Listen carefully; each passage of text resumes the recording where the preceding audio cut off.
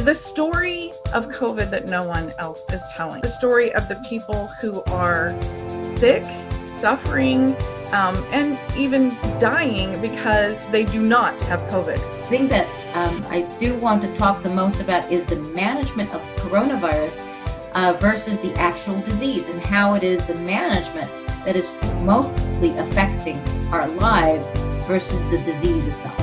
There's a lot of things going on out there that I didn't really know until I experienced it myself. People are not getting the care that they need or afraid to get the care that they need. And then there are the people who have not been able to see their doctors or medical staff because of COVID. It's really a chaotic place for medicine to be in right now. That unless you experience it yourself, you don't know what's happening or that it's going on. But families all across the country are dealing with this.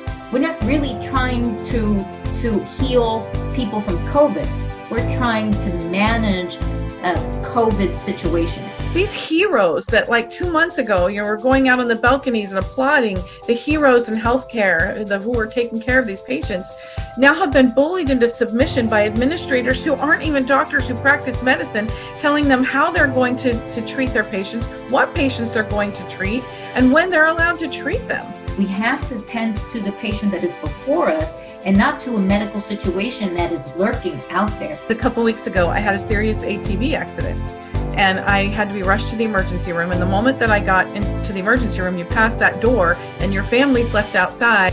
I was not in a position to make good medical decisions for myself. I was not really necessarily coherent. I had a broken collarbone, still recovering from that.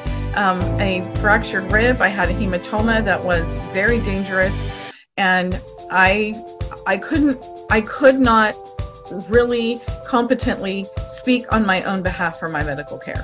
But I could not have anyone there in with me. I didn't have the support that I needed. I didn't have the help with my husband's input. This is the story that no one's talking about.